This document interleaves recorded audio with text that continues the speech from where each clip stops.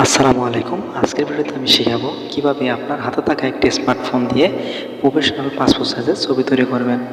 যেখানে একটি পাসপোর্ট সাইজের ছবি তৈরি করার জন্য স্টুডিওতে গিয়ে লাইনে ধরে দাঁড়িয়ে থাকতে হয় এবং সময় এবং অর্থ দুইটাই ব্যয়বহুল। সুতরাং আমি মনে করি আপনার স্মার্টফোন দিয়ে ঘরে বসে যদি পাসপোর্ট সাইজের ছবি তৈরি করেন তাহলে ব্যাপারটা কেমন হয়, অবশ্যই আপনার কাছে ইন্টারেস্টিং লাগবে। তাহলে চলুন বাস্তব বিষয়টি আপনাদেরকে আরও ক্লিয়ার করি। আপনার হাতে থাকা ফোন দিয়ে একটি ছবি তুলে নিন যেটা গ্যালারিতে সেভ থাকবে। এরপরে আপনি যে কোনো একটি ব্রাউজারে ঢুকুন অথবা যে কোনো ব্রাউজারে ঢুকে আপনি কাজটি করতে পারবেন। সেক্ষেত্রে ক্রোম ব্রাউজারটাই সবচেয়ে বেস্ট। আপনি প্রথমে ক্রোম ব্রাউজারে ঢুকবেন, ঢোকার পরে সার্চ অপশানে লিখবেন cut out passport photo. Cut out passport ফটোতে লিখলে আপনার একটি ওয়েবসাইট চলে আসবে। এখন আপনি সার্চে ক্লিক করুন। দেখুন কাট আউট পাসপোর্ট ফটো লিখছি আমি একটি, তো অটোমেটিক একটি ওয়েবসাইট চলে আসছে। এখন সার্চে ক্লিক করলে ওয়েবসাইটে ঢুকে যাবে। এই কাট আউট পুরো পাসপোর্ট ফটোটি আপনি এই ওয়েবসাইটটি জাস্ট আপনি মনে রাখবেন। এবার সার্চ করলাম, প্রথমে একটি অ্যাড্রেস দিতে দেখেন make passport photo with your, ঠিক আছে। এই প্রথম যে অ্যাড্রেসটা দিচ্ছে সেটাতে আপনি ক্লিক করব। ক্লিক করার পরে দেখুন একটি অ্যারো চিহ্ন আছে যেটাতে আপলোড ইমেজ লেখা আছে।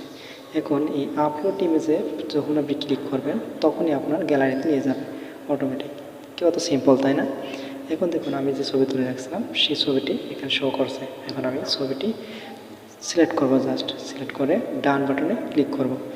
দেখুন ছবিটি সিলেক্ট করে ডান বাটনে ক্লিক করলে ইমেজটি অটোমেটিক আপলোড হয়ে যাবে। এবার দেখুন অটোমেটিক ইমেজটি আপলোড হয়ে গেছে, আমাদের সামনে শো করতেছে।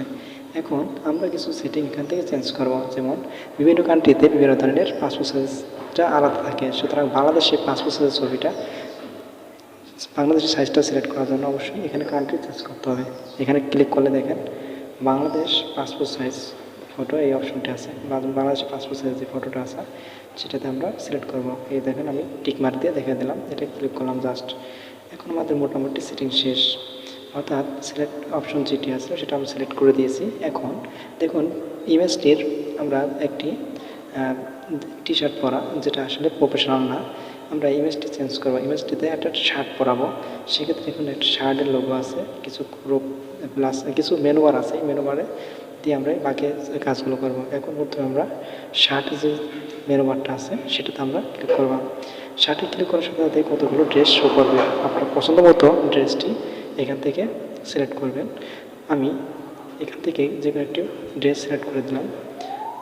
আমি একটা ড্রেস সিলেক্ট করেছি, দেখেন ডাউনলোড হওয়ার জন্য কয়েক সেকেন্ড জাস্ট সময় নেবে, বেশি সময় না, অটোমেটিক ডাউনলোড হয়ে গেছে অলরেডি। দেখেন আমার দেহের সাথে বা বডির সাথে শার্টটি অটোমেটিক ফিক্সড হয়ে গেছে। তাহলে কী হলো, আমার ড্রেস পরা শেষ। এখন ব্যাকগ্রাউন্ড চেঞ্জ, বিভিন্ন সার্কুলারে বিভিন্ন ধরনের ব্যাকগ্রাউন্ড চেয়ে থাকে। যেমন এবার 18তম শিক্ষক নিবন্ধনে ব্যাকগ্রাউন্ড, পিছনের ব্যাকগ্রাউন্ডটা হোয়াইট চেয়েছিল, আপনি হোয়াইট রাখতে পারেন, অথবা নেভিগুলো আছে, রেড আছে, স্কাই কালার আছে, এইগুলো আপনি এখান থেকে মেনু বার থেকে সিলেক্ট করতে পারেন। দেখেন নিচে কতগুলো কালার আছে, সেই কালারগুলো আপনার পছন্দ মতো সিলেক্ট করুন। আমি টিকমার দিয়ে দেখাচ্ছি, এই যে এগুলো হচ্ছে কালার। এই কালারের যে কোনো একটি সিলেক্ট করে আপনি জাস্ট ডানে ক্লিক করবেন। এখন দেখেন কন্টিনিউতে না ক্লিক করে সেভে ক্লিক করবেন, ঠিক আছে। ডাউনলোড এইচডি ক্লিক করলে অটোমেটিক আপনার এই ফটোটি গ্যালারি থেকে সেভ হবে। জাস্ট কমপ্লিট, একদম সিম্পল, তাই না? ভিডিওটি দেখার জন্য